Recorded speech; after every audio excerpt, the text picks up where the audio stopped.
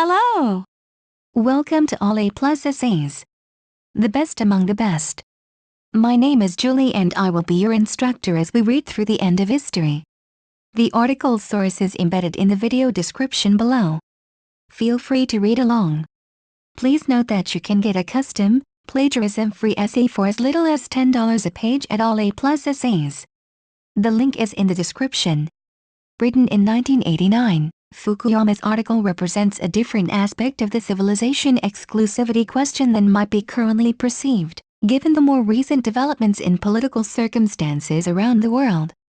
The End of History provides readers with a theory about modernization while discussing the rise and fall of major ideologies such as absolutism, fascism, and communism, and suggests that human history should be viewed in terms of a battle of ideologies which has reached its end as Western liberal democracy becomes universal. Yet it is reasonable to say that, in fact, humans have such unique identities, in a constant struggle for power and survival, that despite any progression into a seeming consensus in ideological terms, one must not negate the fact that what we have in common can be just as much reason to fight as are our differences.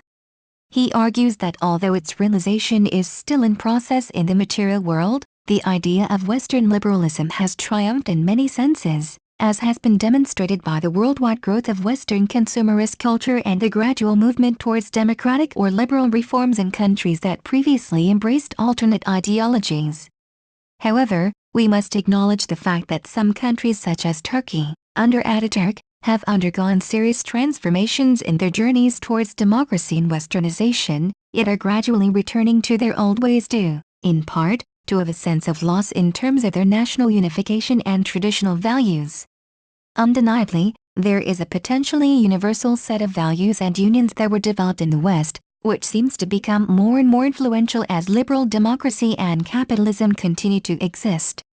Yet, it is absurd to think that age-old cultures as deeply rooted as that of China, or of those in the Middle East will be overcome by the integrating forces of modernization and that theoretically all humans will stand under one flag. There are so many values and traditions held up by these civilizations whose continuation would not be accommodated by the establishment of secular, liberal democratic governance. There is a contagious aspect to individualism, and historically, it has proved to be something worth fighting for. Certainly, there has long been an indisputable connection between Protestantism and capitalism, as they offer a mutual appeal on a fundamental level. They are both deeply rooted within the same cultural backgrounds. Yet although such political ideologies are widely accepted in the Western world, this is not to say that disillusionment and instability are not still possible if the liberal model gets tarnished in battle, and will become much less convincing when attempting to sell such ideals to skeptical newcomers. There are, of course, questions of efficiency and the prospect of losing a level of independence when under direct comparison with other countries.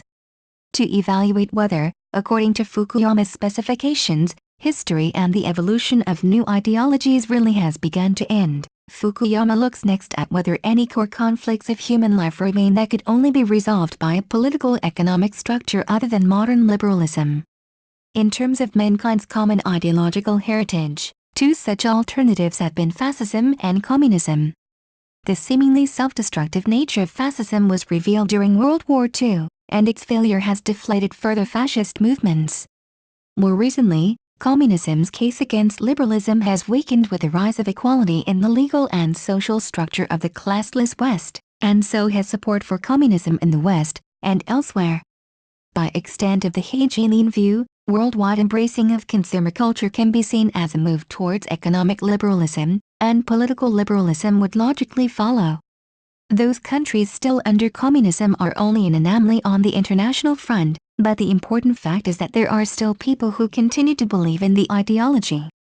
Fukuyama expects that because this group is a minority, that this will result in a mounting pressure for change as alternatives to Western liberalism are exhausted. Yet Fukuyama fails to recognize the potential for the emergence of new ideologies as neoliberal priorities in the West become much less focused on the basics of economics, but more on concerns such as environmental issues, human rights and things that are much less materialistic than the economic necessity which he uses to justify his arguments. With the leading countries in a post-history state, it is commonly thought there will still be little result because national interest is always a much stronger force than ideological theory. Nationalist-inspired expansionism similar to that seen in 19th century Europe is what we are supposed to expect from de-ideologized countries. But the fact that they believed in imperialism disqualifies them from being considered truly liberal, and Fukuyama argues it was different forms of ideology that they used to justify their imperialism. Since fascism's defeat in World War II, all expansionism has been done in establishment of defense against others with overtly expansionist ideologies. After liberalization of market and economy, expansionism is supposed to disappear, yet this is not the case if we look at the limited, but nonetheless considerable, globalization and westernization of regions as different from ours as parts of the Third World. The label does not mean that all actions of countries which identify themselves as liberal and democratic are consistently living up to the expectations laid out by the implications of their supposedly chosen ideology. There will always be a human passion for recognition of superiority and a struggle for some form of power over others. It is true that communism is losing its power as a truly accepted ideology, and that without a significant alternative, a common market, it has potential to continue to grow and large-scale ideological conflict might fade away. But Fukuyama suggests that conflict will continue on another level. The collapse of the Soviet Union and the end of the Cold War, among other things, brought about a sort of end of alternatives to Western, liberal democracies. But until then, those areas that have not yet reached the end of history will continue to be in conflict with those that have. Nationalist conflict and ethnic conflict have not played themselves out yet, and Fukuyama predicts they will result in increases in terrorism.